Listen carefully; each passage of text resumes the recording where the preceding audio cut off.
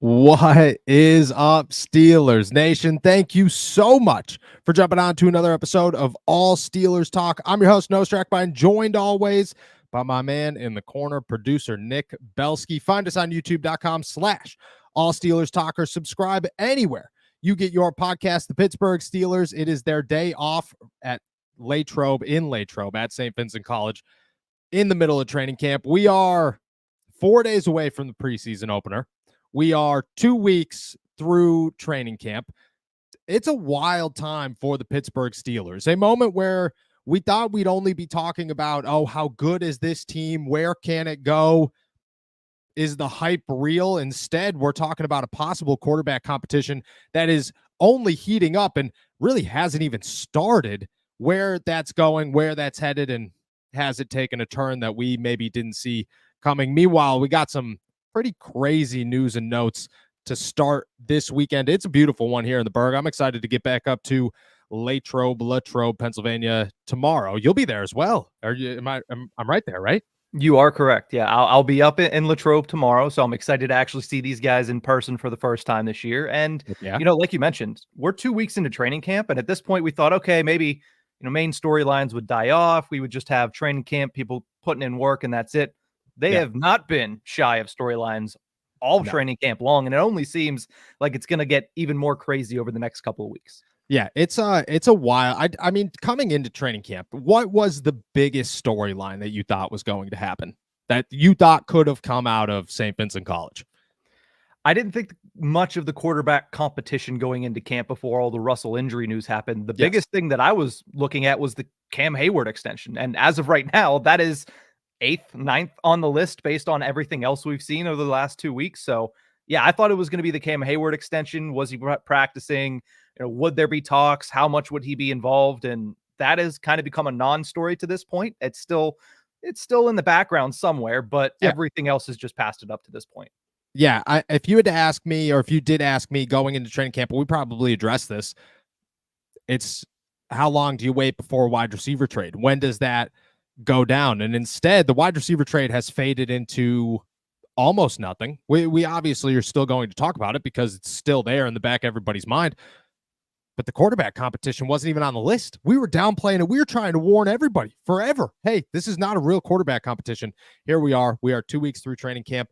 Maybe it's the beginning of a real quarterback competition, but we'll dive into it. We got plenty of questions. We got plenty to answer. As we do every single day, we will end this show answering all of your questions. So if you have them, toss them in throughout the show, and we will make sure to answer them. Let's start with some pretty crazy news and notes before we dive into the Justin Fields versus Russell Wilson debate and where we currently stand. But it's a headline-filled morning for the Pittsburgh Steelers. What do you got? Yeah, you mentioned the wide receiver trade, and there has been a little bit of movement on the Brandon Aiyuk saga out of San Francisco. In a report by NBC Sports, Matt, I'm going to mess this name up, but Mayocho, he said the entire situation of the trade talk has been laid out. Unfortunately for the Steelers, it's unlikely the 49ers are making a move for Aiyuk with only a draft pick. Instead, they'd be looking to add a player, and the two teams most likely to make that happen are the New England Patriots and newcomer to this conversation, the Cleveland Browns. So looks like another AFC North team might be knocking on the door for Brandon Aiyuk. Yeah, it's wild to think that somehow the Cleveland Browns would land Brandon Aiyuk. And of all the teams to swoop in here and make that move, crazy. I will say this.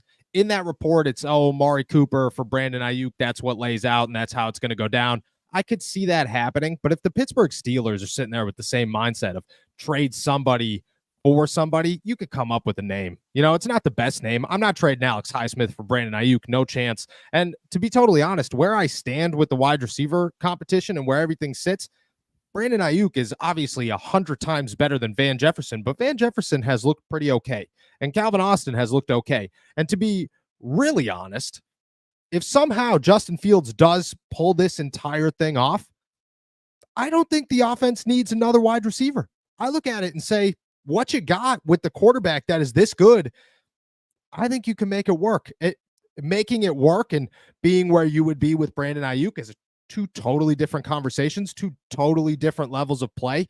but I think you can make it work. I think you could run 2 tight end sets all the time. I think Najee Harris and Jaylen Warren could have field days. I think you could utilize Jack Coletto as a, I don't know, Kyle or Juzak or whatever his name is out in San Francisco. I think you can make this work. That being said, if somebody called and said, we'll give you Brandon Ayuk for a first-round pick or a second-round pick and Van Jefferson, yeah, all right, sounds good. That's a deal I'm willing to make. I'm not even thinking about it. At the same time, I don't know, man. If you want to give up Amari Cooper for Brandon Ayuk, that is obviously a better deal for the Cleveland Browns. But if that's where the San Francisco 49ers stand, where they're just willing to take somebody to get rid of this guy, I think the Steelers can make it happen. So I'm not as maybe alarming as that report is. I'm not totally concerned that the Steelers and Omar Khan couldn't make a phone call and say, hey, look, I'm trying to screw the Browns. Obviously, you like me better than anybody in Cleveland because nobody in the NFL likes Cleveland after what they did with Deshaun Watson. This will go in Pittsburgh's favor. New England, I don't know who they're giving up. So if that's the case, cool. Have fun. Give them to New England. If that's what you want to do, give them to New England because Cleveland over New England's not going to make a push. It's not like Bo Nix is leading this team to Super Bowl. So you'll be totally fine. I could see that one happening. Wild times. Didn't see the Cleveland Browns making its way in there. Saw that late last night and had an interesting conversation with myself about how somehow Cleveland's always involved in everything, but at the same time, so are the Steelers. All right, what else we got? Yeah, we got some news coming from the Up and Adams shows. Kay Adams visited Latrobe and Steelers camp this week. Had a little discussion with TJ Watt, who talked then about JJ Watt and the potential of a return. This is what TJ had to say on that show. Quote, "You'd have to ask him that, but I know he's staying in shape. We talked again last night. I'm always sending him film. He's always wanting to see film, and he's always trying to correct me and help me become a better pass rusher and stuff.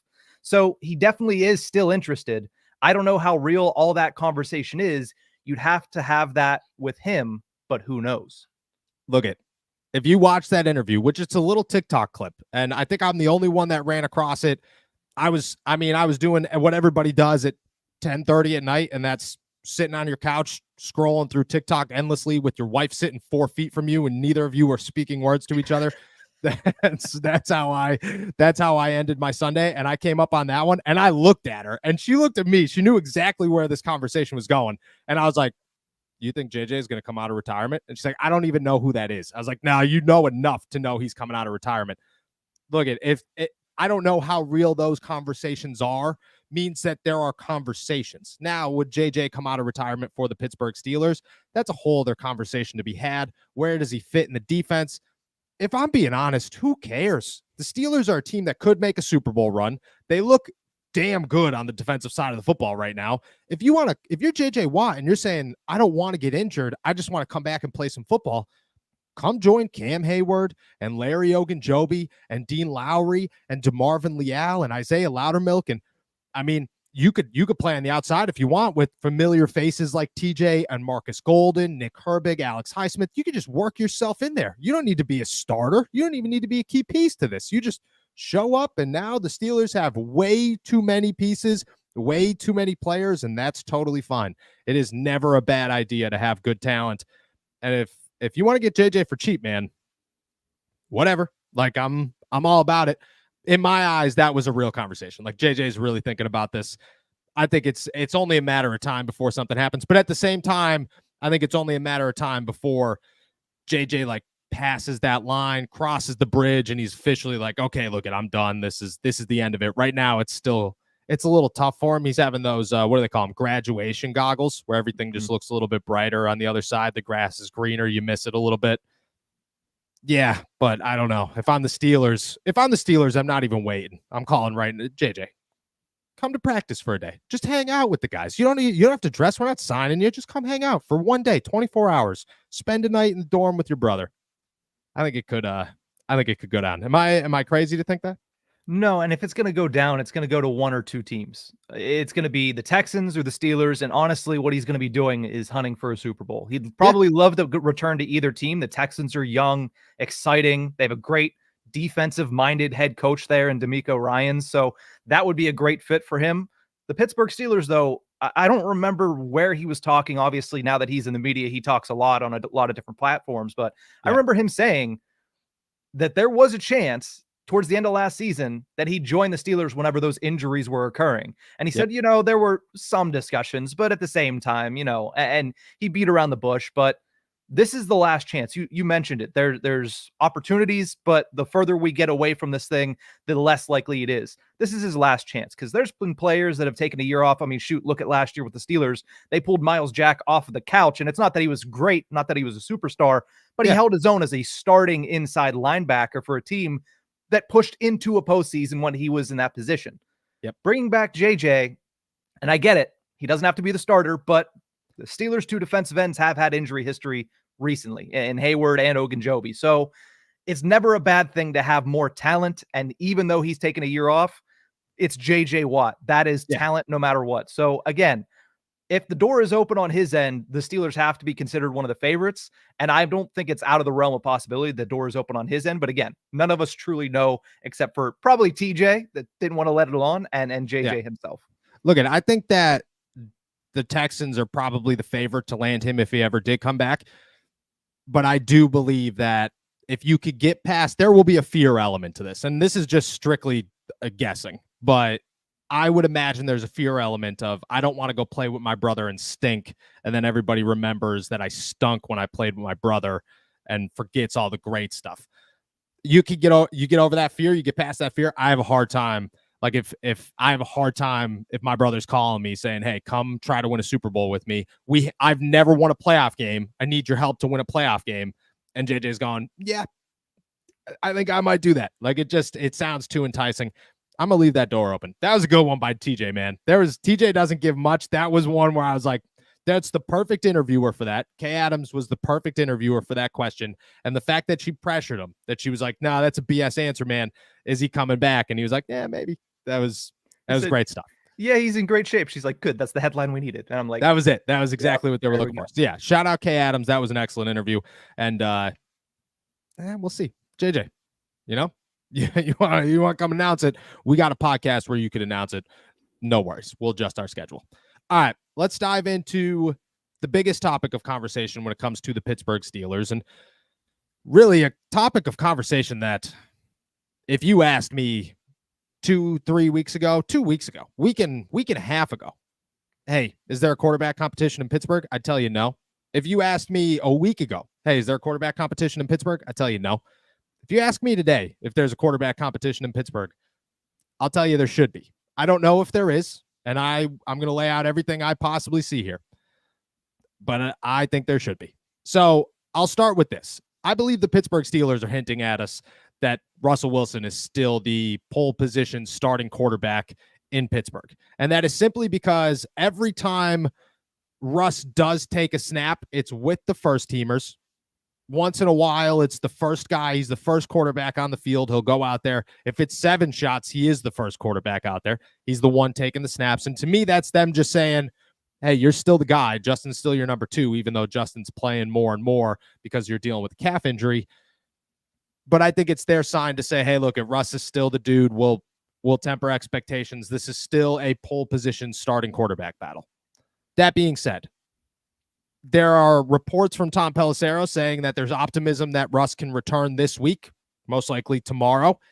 If he does not, if Russ is not on the field this week, I have a hard time just watching the Pittsburgh Steelers and saying you are going to take a massive risk changing quarterbacks the week or a week and a half before the regular season and saying everything is going to be fine. Because it's not like Justin and Russ are the same quarterback, and Russ can do a lot of good things athletically, but the Steelers are developing an offense around a quarterback who can improvise better than any quarterback in the NFL, maybe outside of Lamar Jackson. And if you look at the rushing numbers, maybe better than Lamar Jackson. It's hard to say, hey, we're going to stop all of that, and we are now going to put a pocket passer in here, a guy who could improvise. Russ could improvise. But we are going to entirely change how the quarterback plays the position and hope that everybody adjusts, because it comes with so many questions. Can Van Jefferson now go from a number 2 who's good enough to a number 2 who needs to be good enough? Can Calvin Austin get involved enough to make sure that the wide receiver core is totally fine? Is the chemistry with Pat Freiermuth as good with Russ as it is with Justin Fields? Is the George Pickens Russ connection as strong as the George Pickens Justin Fields connection that they have developed over the last 3 weeks? How good is the read option? Do you eliminate the read option? Does it entirely take a good chunk of your offensive playbook out because you have now changed quarterbacks? I believe that Russ and this offense had a game plan. Russ not being out there for 1 week allowed you to just implement a vanilla offense. 2 weeks, okay, now we're starting to really implement an offense. This is real stuff. If it goes 3 weeks, at this point, the game plan is being laid out. You are creating something. You know what this offense is going to look like. You cannot entirely change that before week 1 and say, hey, sounds good. We'll just guess that this is going to work in Atlanta and everything's going to be totally fine. I don't know how that goes down. The way I look at it right now is there might not be a real quarterback competition, and I'm not handing Justin Fields anything at all, but there should be a quarterback competition, and it should be more, can Russ run the offense that the Steelers have developed in his absence, more than can Justin just continue to do all this stuff and the Steelers have to adjust to Russell Wilson. And that goes twofold, because not only does that risk right now, but also if Justin's 25 and you could develop an offense around him right now, and he's the guy that you're going to do it with next season, that's 2 years of a good offense, and you're taking a risk. Again, 2 weeks ago, I'm not having this conversation, and I have no issues with Russell Wilson starting. But my argument right now is the Steelers are waiting too long to put Russell on the field, and they are changing what their offense can do. And yeah, it looks good, but it's going to be an adjustment period, and you're taking a risk with that adjustment period to say Russ is going to be the guy. And then how much leeway do you give him? Do you give him the, yeah, Russ isn't as good as Justin right now, but maybe the offense develops. We give him 3 weeks after Justin's 3 weeks to see if we could change some stuff.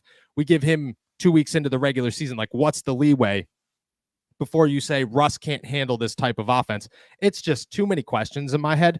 And I think 2 weeks ago, there's no conversation. But where I stand right now, the Steelers are going to take a risk if they come back and Russ misses nearly a month of football, all of the development of the offense changes completely. And now you have to go back and essentially start from square one because your QB1 has to step in there. Does that make sense? Do you feel differently? What's your thoughts there? Yeah, I get where you're going with this one, but at the same time, the offense is not going to be overly different with Russ and Justin. I understand there's going to be different elements. The read option is a huge one, but huge. We talked about it. There might be a chance they're putting that in anyway to just use Justin in certain situations in a game. So it's not like you'd be taking it completely out. You can obviously always get creative with it. And that's what we've seen from Arthur Smith so far this preseason is he's going to get creative with this offense. It just feels like the overall plan has been to build an offense that fits for both of them, but can mold to either one if need be. And I understand it's not as simple as waving a wand and all of a sudden the whole offense can say, all right, we're switching back to Russell Wilson, who's going to be more of a pocket presence and a pocket quarterback than Justin Fields is going to be. I just feel like, especially at this point of the preseason, I get it. The longer it goes, the harder it's going to become. But at this point of the preseason, I'm not as concerned, especially if Russ is able to get in, and it's not even to play against Houston on Friday, but be able to get in and get some reps this week and then potentially play the following weekend in their preseason game against Buffalo. Yeah, I mean, if he comes back tomorrow and everything is fine and he looks great, I don't think there's a conversation to be had. The Steelers are right. Russ is the guy. I think Russ carries a lot less yikes than Justin Fields. There are a lot less mistakes that will probably be had with a Russell Wilson. And I think there's almost as much improvising with Russ as there is Justin. Like, Russ can escape and make plays on the move much lesser of a degree than Justin can, but he could still do that. He's not a Tom Brady. This isn't Peyton Manning that you're putting in the pocket and saying, well, this guy can't move. That we just worked all summer with an athletic quarterback. Now we have a non-athletic quarterback. Russ is pretty athletic. But I also, at the same time, I'm worried that where does it go from there? Okay. And again, I'm not trying to be like pro Justin. I'm just where I stand right now is the Steelers are nearing that line. Like they are very close to the Russ has not played enough for us to hand him anything. And while he might be the better option. He might be the less concerning option, the safer bet for the Steelers. You're running the risk that you got to change too much. What if Russ comes back and he struggles? What happens then? Here's the way I'm viewing this quarterback competition now, because I agree with you. I do think that is becoming a true quarterback competition. Russ is, I've said it last week, Russ is going to get an opportunity. Now, is that opportunity going to be in pole position or as a guy that's competing? That remains to be seen. The longer he's out, the more it becomes, hey, the pole position is gone. This is just a straight up competition. I don't think because of this, especially early in training camp, they're just going to say, all right, well, Justin's the starter. You have to wrestle it back from him. If anything, I could see him coming back and them saying, all right, from here on out, whoever's better and whoever we believe is going to give us a better chance and week 1 forward, that's who's going to be the starting quarterback. Like, Russell Wilson has kind of depleted the advantage that he already had by not being on the field.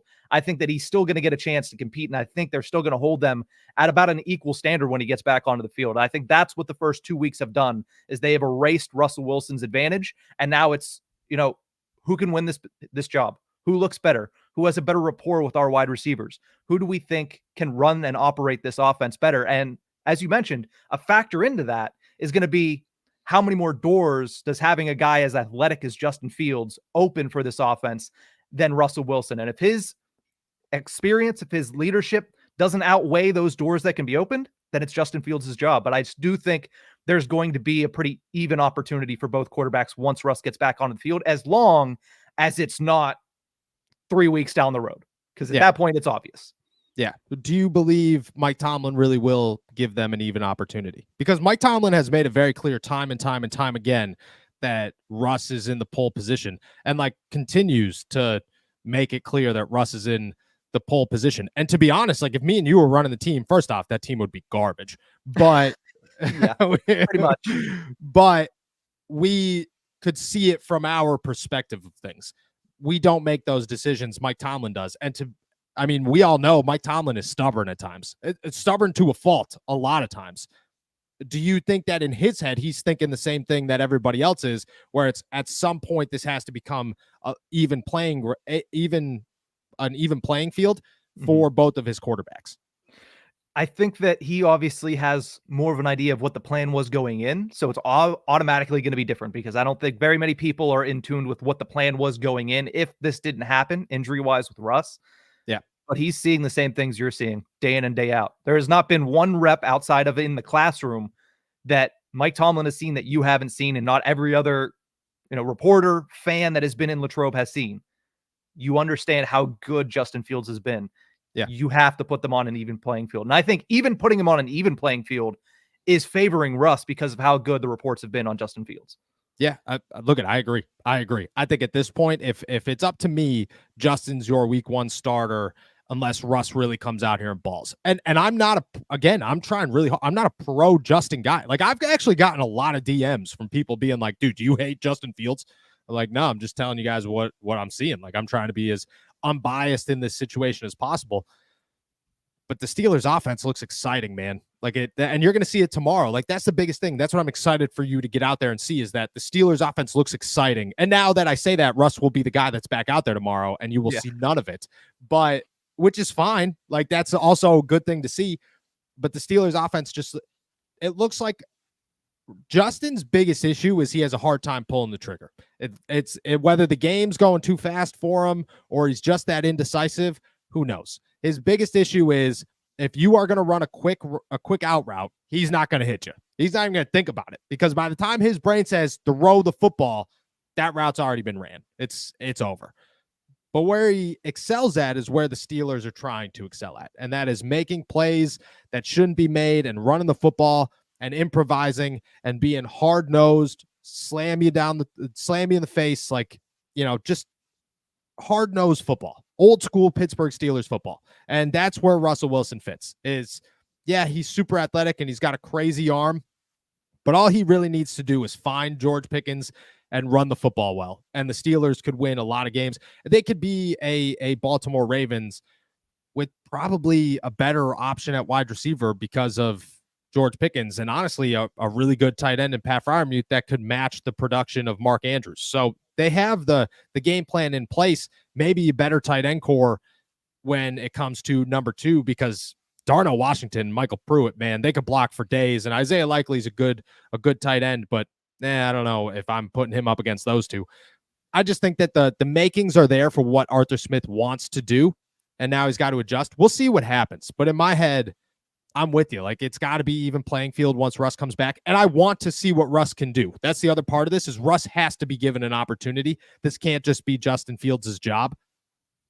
But depending on how long you wait, like if Russ waits a whole other week, then in my head, this is Justin's job. There is no competition. This is just, we have done this with Justin. We have to see what Justin can do. If Justin stinks in week 1, this is now Russ's team, and he will get some first team reps. But until then, I don't know. It has nothing. There's a lot of questions about the ceiling and the younger option. It has nothing to do with any of that. It has everything to do with, right now, the Steelers are in a rhythm, and you're starting to see the development of this offense, and the development of the offense looks good, but it's developing in a certain way because of who Justin Fields is, and it will have to develop in a different way with who Russell Wilson is, and because of that, you're going to take a risk, and I don't know if that risk is worth it. Now, maybe it is. Mike Tomlin decides that one, not me, but we will see. I don't know. I'm excited for you to get here because I think tomorrow is... I mean, Russ is going to be out there now that we say that, but if he's not, you will see a lot of either good or bad Justin Fields, and lately it's been more good than bad. So I don't know. I think the optimism should be high, but I also think this is a real quarterback competition, and maybe Russ is waiting a little bit too long, or the Steelers are waiting a little bit too long for him to be out there. Who do you think it is, by the way? Do you think this is really Mike Tomlin holding him back, or do you think this is like, you think Russ is really dealing with something that Russ can't? Because there's, like, I get it, a calf injury, the Achilles with all these starting quarterbacks, 100% understand it.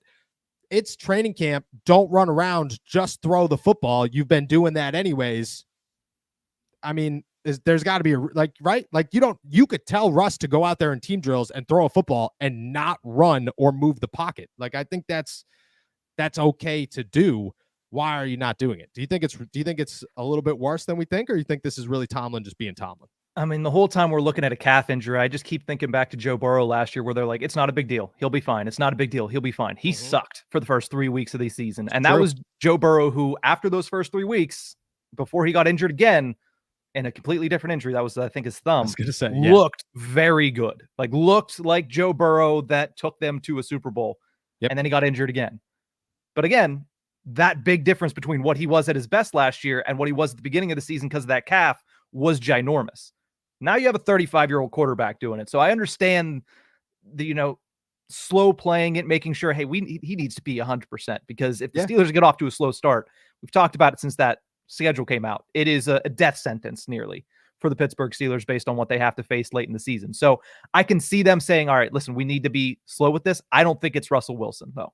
Okay. If anything, I think if Russ can go, Russ is going to say, I need to be on the field, because he can see the same thing too. He knows that Justin Fields is playing well, and you can assure him all you want. Hey, you're still in pole position, Russell. You're still in pole position. He's going to say, yeah, but George Pickens is out here catching bombs and sideline passes, and I'm seeing this, and the whole fan base is seeing this too.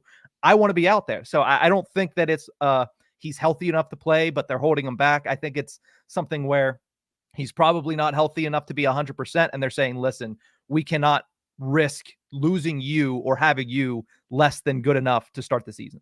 Yeah, I agree. Do you think that if that goes to week 1, they take any risk?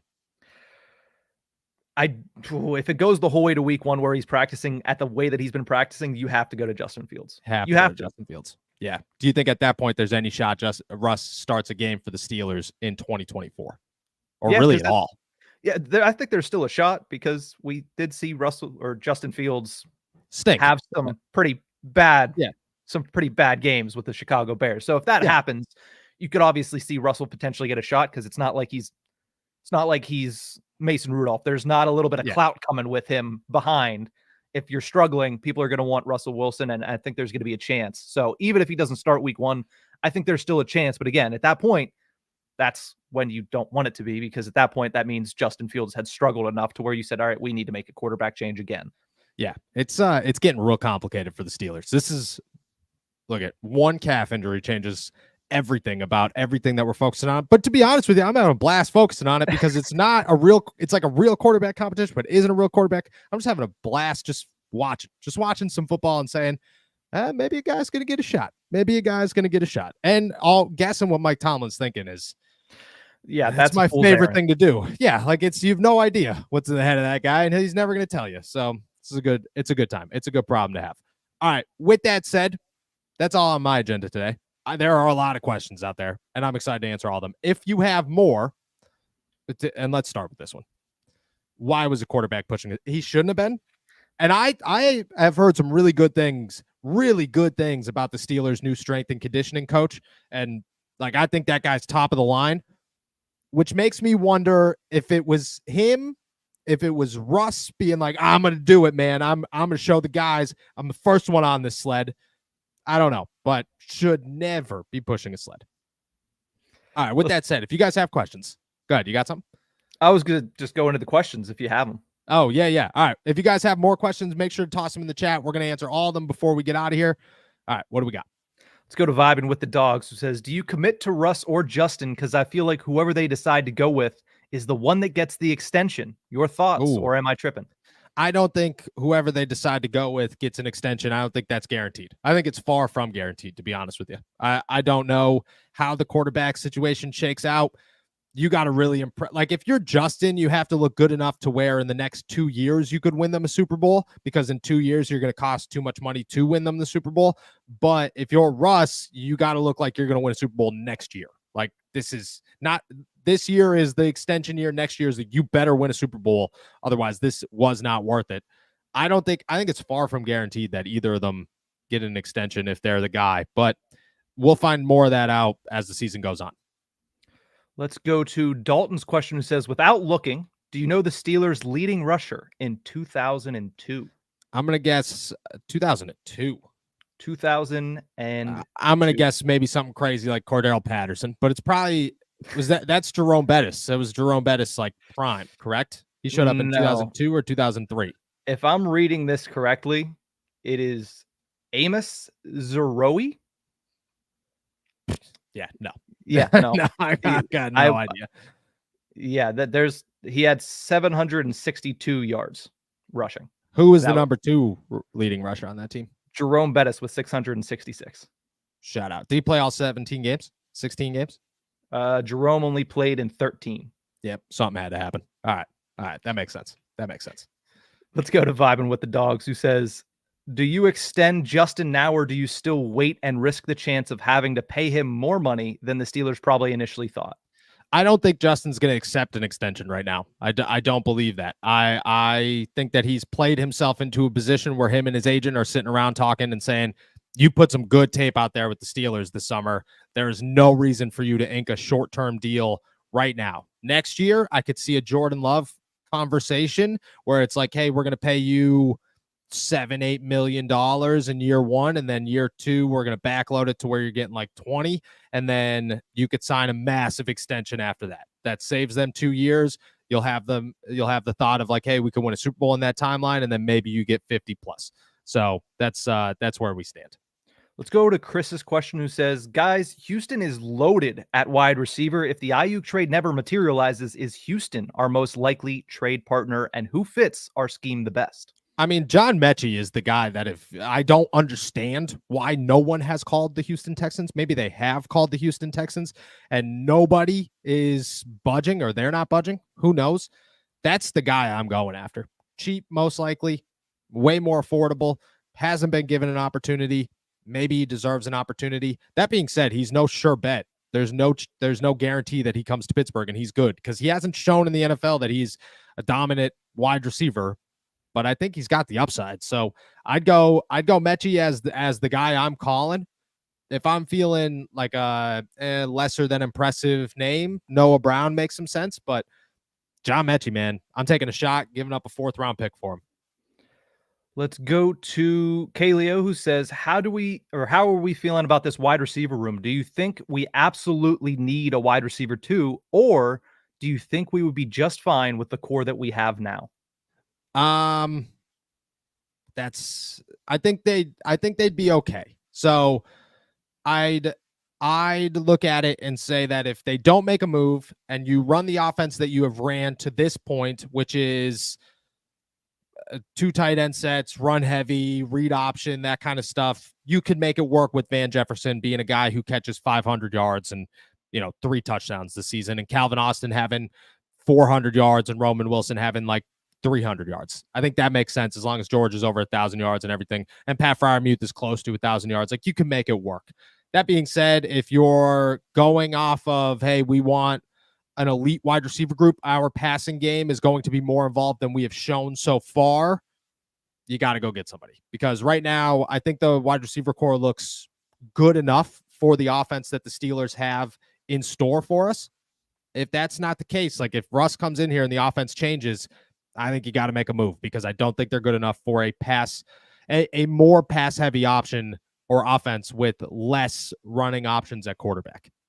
Let's go to Chris's second question here. Sorry about that, Chris. He says, guys, Wilson had to realize that sitting out early in training camp was a bad idea after Denver. What was he thinking opening the quarterback competition up? I don't know. I don't think it was. I think it was a real calf injury, and I think I believe that they were holding him back at first, that this was a Mike Tomlin decision, and then it became, okay, look, we really don't want to take a risk on Russ for whatever reason, so here it is. Like, in there, I don't think anybody expected this to happen in the Steelers locker room.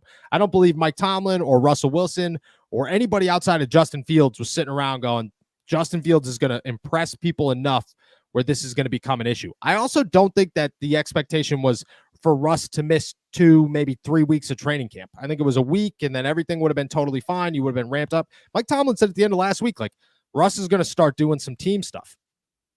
He didn't. Like, he did. He threw 1 pass in team all week long. That is not team stuff. So I don't think it was supposed to be this long. I don't think it was supposed to turn into this, but it has. And I'm not going to blame Russ on that one. I think Russ is pushing to get out there. Let's go to Eddie's, because we can knock this off the board really quickly. He says, Nick, the other day you talked about Johnstown. Is that where you're from? That's where I was born. Yeah, that is where I was from first 18 years of my life. Then I moved to Pittsburgh, and then from there I've gone other places. Let's go to Turk Hollinger's question, who says, quick question. Even if Justin doesn't win the starting position, has he earned an extended contract for the future? To me, absolutely.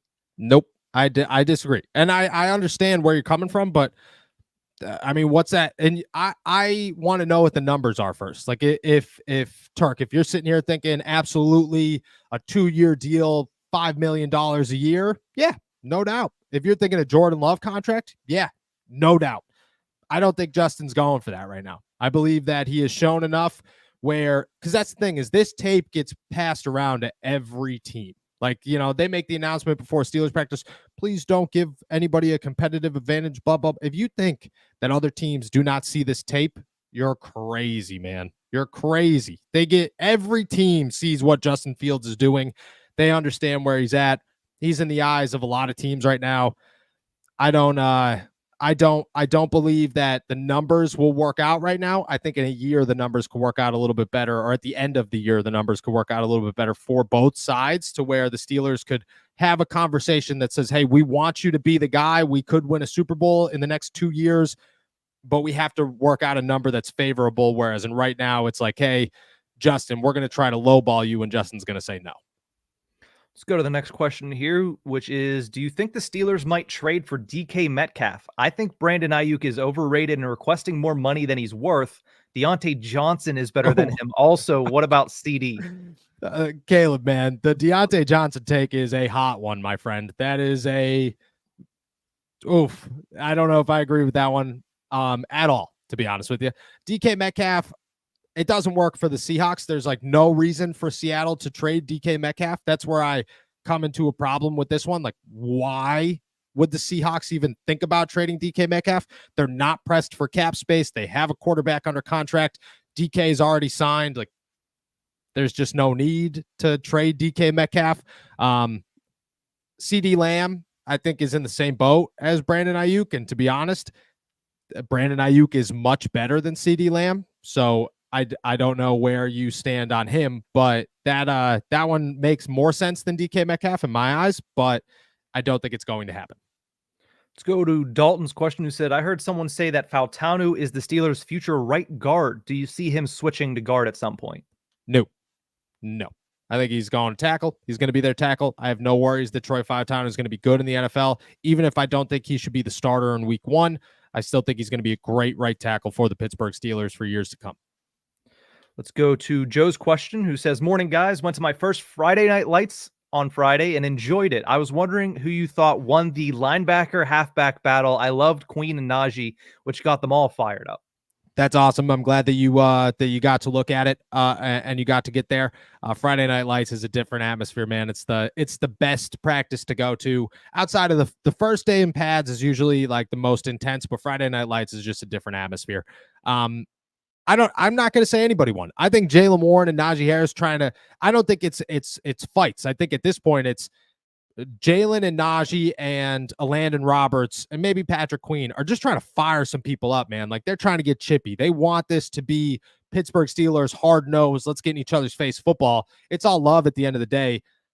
I don't know who won it, to be honest, but I think it's really, really good that those 4 guys are trying to start every scrum and be the villain at all times, because that's what you want out of those 4 guys. Let's go to Joe's second question here, who said, I heard there was a contract adjustment for Cole Holcomb. Is that true? So does this mean the team expects a return at some point? No, I believe it's the opposite. There was a report of an adjustment. I am still waiting on confirmation on that, but I have seen the report. They added about a little bit over $3 million to their cap space this year. I believe it's the other way around. They expect him to not be available this season, and therefore they're adding more cap space just in case they have to make a move. He's probably going to end up on IR for the rest of the year. I don't know how it affects him, but or his plans moving forward, but I don't expect Cole Holcomb to play this season. Let's go to Top Dog, who says, do you think that we could go after a guy like Chris Godwin as a wide receiver 2 option? I think that would be awesome. Chris Godwin would be such an underrated addition to the Steelers. That guy is a monster. You're looking at a massive contract as well, maybe a shorter term deal, which works in the Steelers' favor a little bit more. I don't know if he's on the block. I don't know if he wants to get out of there. Tampa Bay is in a very quarterback-friendly deal, which means they could sign a lot of people to a lot of money. I don't know. I think it could work, but I don't know if Tampa Bay is looking to make it work. Let's go to the Romansky 5, who says, do you think Roman will be a wide receiver 2 or 3 at some point this regular season? Can you repeat that one real quick? Can Roman Wilson be a wide receiver 2 or 3 at some point during this regular season? Yes, I believe that he could be our wide receiver 3 at some point this season. Wide receiver 2, I don't believe he climbs up that far. I'm also worried that the ankle injury is going to set him back a little bit. Like he's not going to be. The Steelers are going to slow roll him into the offense at the beginning of the season. So at this point, it'll be like 2-3 weeks before, he's really the wide receiver 4, and then he's got to climb into the wide receiver 3, and then he's got to climb into the wide receiver 2. It's going to be a classic rookie Steelers. Everybody's getting a little bit impatient, but they're doing it on purpose. So I would say no, but that being said, he showed a lot of upside in that first week of practice. So I think that he works his way into like a key contributor role for the Steelers. Depending on where Calvin Austin and Van Jefferson sit, that'll adjust where he stands as like wide receiver 2, 3, 4, etc. Let's go to Omar's Burner, who wants to know, do you believe having Justin can raise the ceiling for what Arthur Smith's offense can be? It seems Justin's skill set fits the scheme better. Yes, I do believe that it raises the ceiling for a running offense.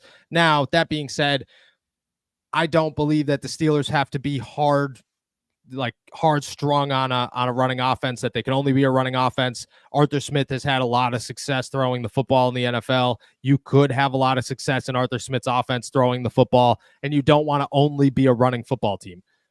But if you're looking at the running side of things, Justin Fields makes it electric. Like the read option is almost unstoppable. To have guys like him and Jaylen Warren and Najee Harris and Jack Coletto back there, where it's just boosting the offense's ability to run the football, and you don't know what way it's coming from, that always helps. And I think that definitely works into an Arthur Smith offense and what we've seen so far.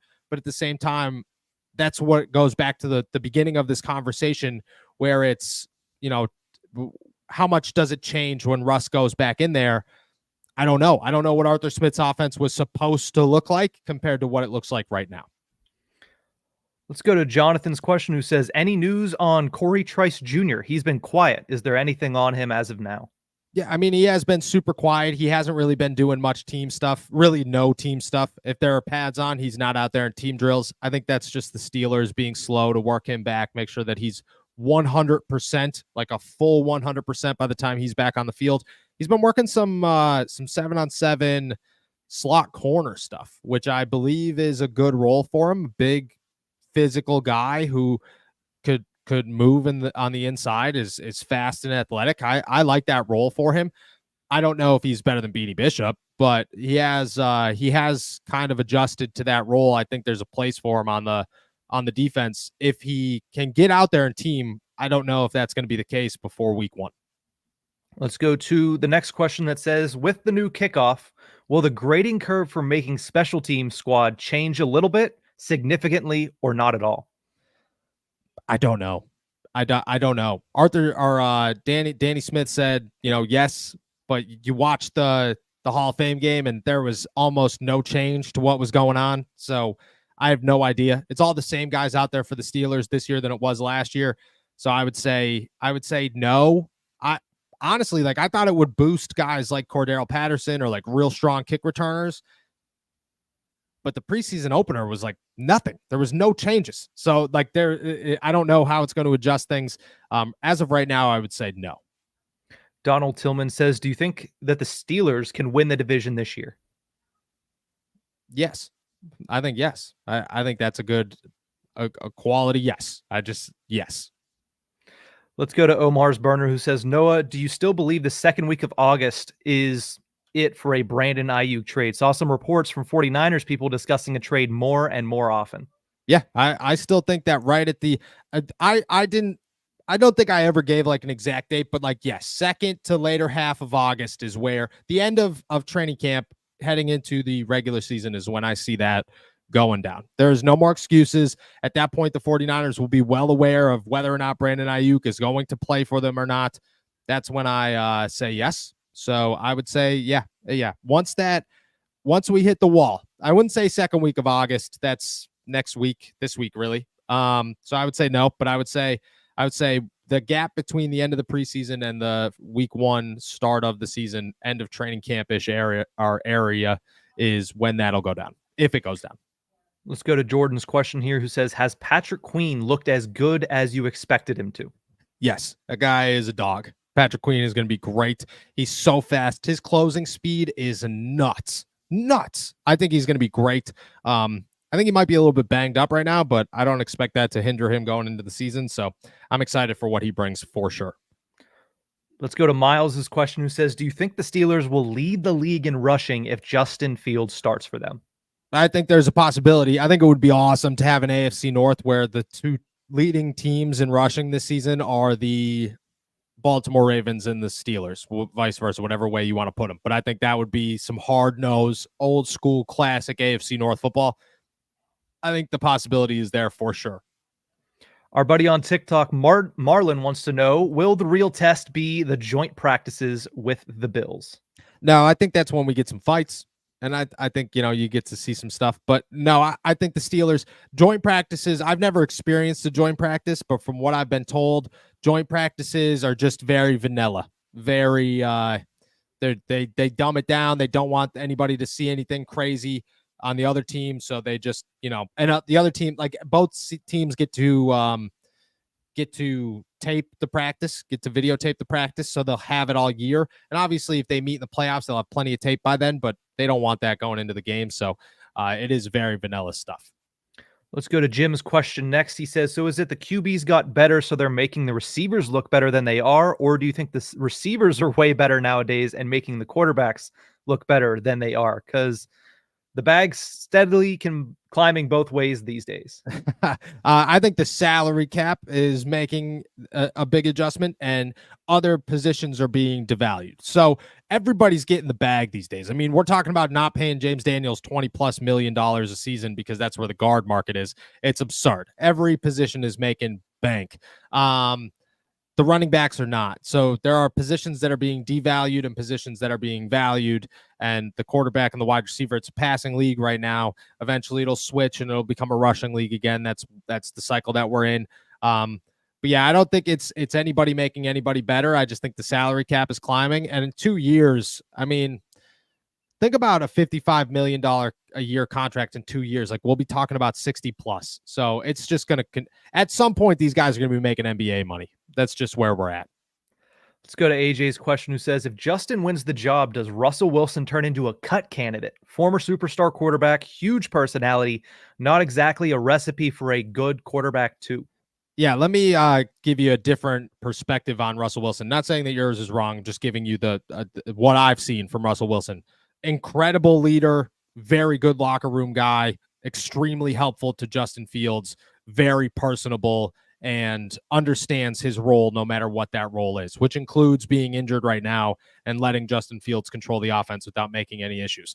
I don't think that Russ causes any issues in Pittsburgh if he's the number 2. I think that's all fabricated, to be totally honest. I don't know where it came from. I understand the Seattle stuff.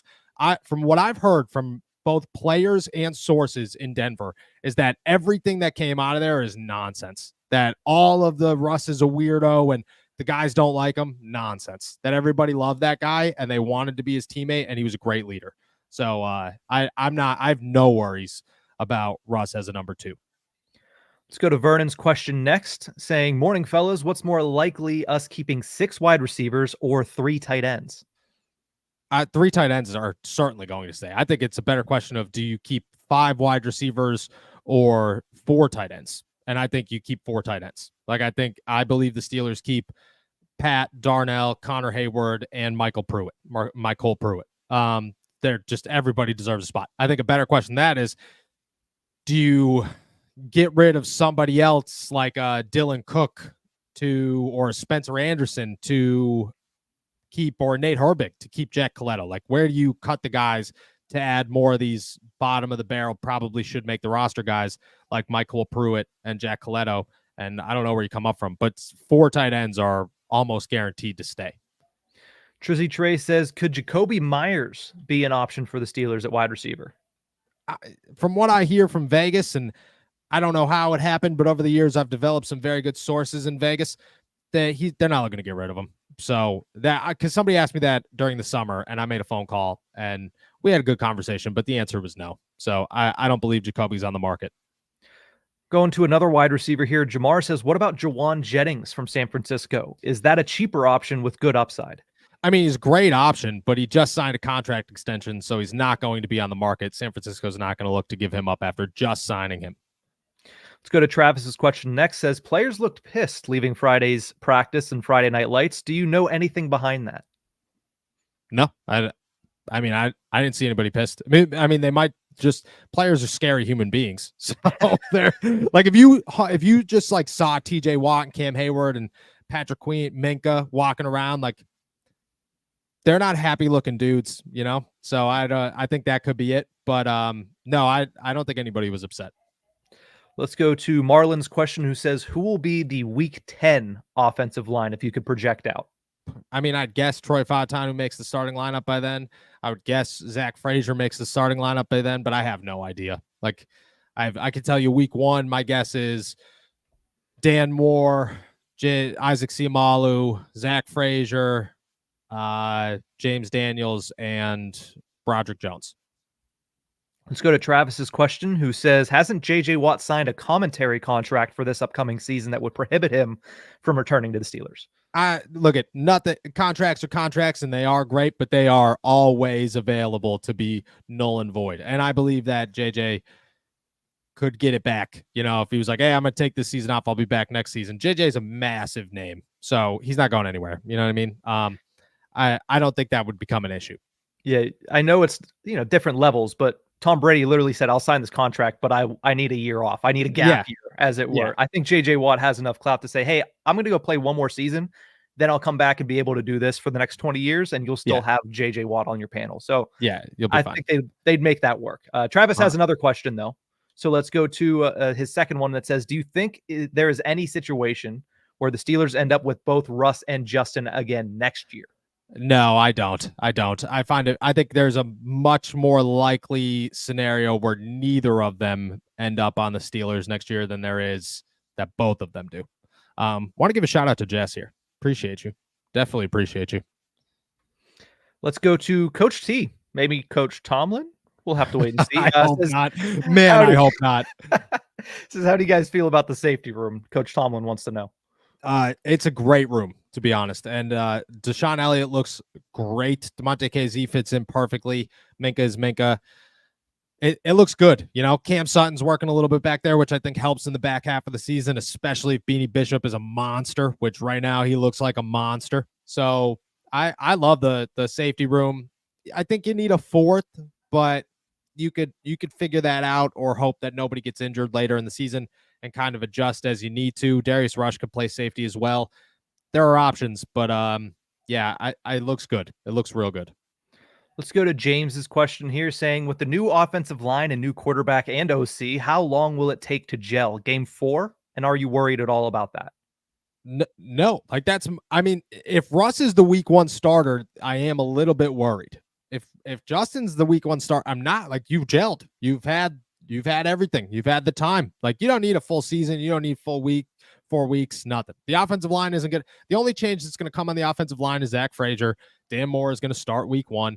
And then the offensive coordinator, like, the offense is there. The quarterback's been working. So if Russ gets out there like 2 days before week 1, yeah, I'm worried. But if Justin's the guy, I'm not worried about gelling at all.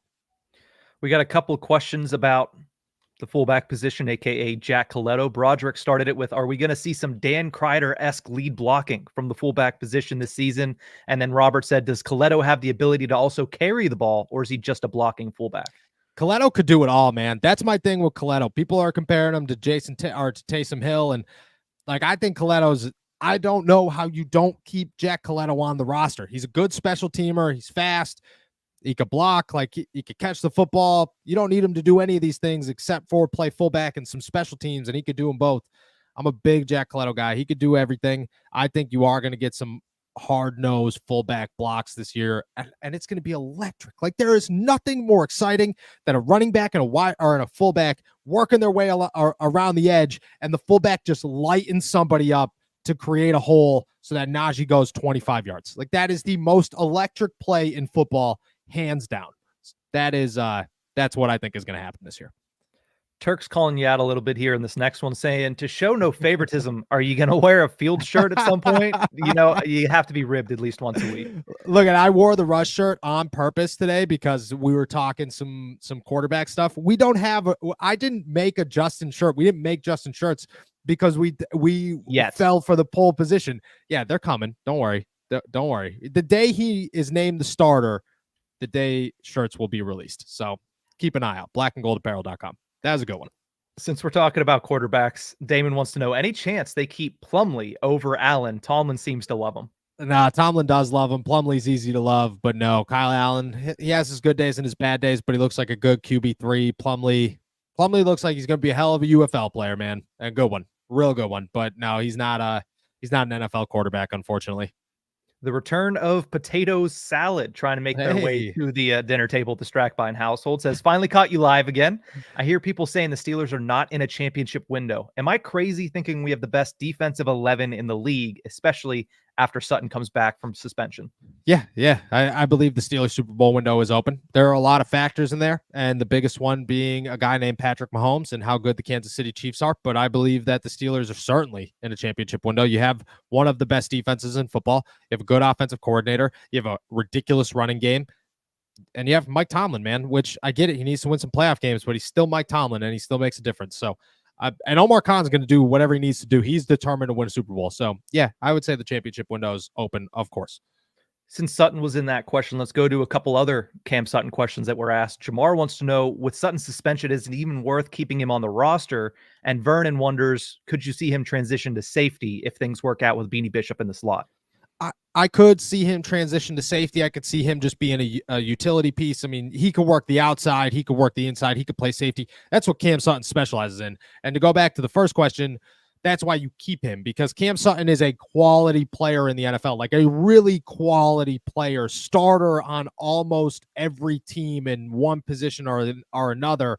And with the suspension, you're paying him like $500,000 this year. Like, that's scraps for an NFL team. He is pretty much a volunteer for the Pittsburgh Steelers for the back half of the season. So yes, like, you keep him on the roster. He doesn't take up a roster spot for the first 8 weeks of the year, so you could keep whoever you want there. It's just, it makes too much sense. There is no argument to cut Cam Sutton for the Steelers. Let's go to AJ's question here. Only a couple more. Would you be okay paying Russell Wilson top-end quarterback money, $50 million plus, at 36 years old if he starts all year and you win a playoff game?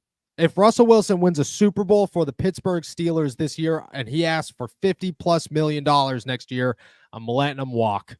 Like, I'm letting him walk. I do not believe either of these guys are worth $50+ million right now. Justin Fields has a ton of potential. You don't win Super Bowls with quarterbacks that you pay over $50 million unless you're Patrick Mahomes. Like, you have to be the special kind of quarterback to be able to do that. Statistically, that's just how it works. My answer is no, because at that point, you're not going to be able to pay TJ again. You're not going to be able to pay Minkah again. You're not going to be able to figure out your offensive line. There are just way too many questions that come with that. No, my answer is no. Let's finish it off with Luke Nessie's question here, who says, if there's one thing you'd like to see Mike Tomlin improve on himself, what would it be? For me, I feel like he's too much of a player's coach and doesn't instill enough discipline/accountability at times. I can tell you from being on the inside that Mike Tomlin is an extremely disciplined coach. Like, he's a big accountability guy. It doesn't make its way out. He's very keep everything indoors, lie to the media. That's the type of guy, like, don't let the fans know what's going on. That's who Mike Tomlin is, but he's extremely accountable and extremely disciplined, and his players are extremely disciplined. There are some things, and there are some guys that don't get away with more than they should. He almost has favorites. I think that's where it becomes an issue. My thing is the stubbornness. Like, do what you want with George and all the issues that he causes, but like, when your quarterback stinks, you make a quarterback change. When your offensive coordinator sucks, you make an offensive coordinator change. When your offensive line needs to be adjusted, you adjust it, like, so on and so forth. My thing is the stubbornness. He's almost trying to develop every single person that he works with into being good when this is the NFL and not everybody's good. And I think that's my biggest issue with him. Outside of the fact that he lies to me. I don't like that part either. That's a given, though. It's an NFL head coach in the media. Yeah. That is a wrap for today's show, then. That's everything we got. All right. Yep. With that said, guys, we are going to head out of here. Thank you so much for jumping on to another episode of All Steelers Talk. Make sure to subscribe to us on YouTube, youtube.com/All Steelers Talk. Check us out anywhere you get your podcasts. And as always, please find all of our work at si.com/NFL/Steelers. We will be back tomorrow afternoon live from St. Vincent College in Latrobe, Pennsylvania at Pittsburgh Steelers training camp. Until then, enjoy another beautiful day in the Burgh. Peace.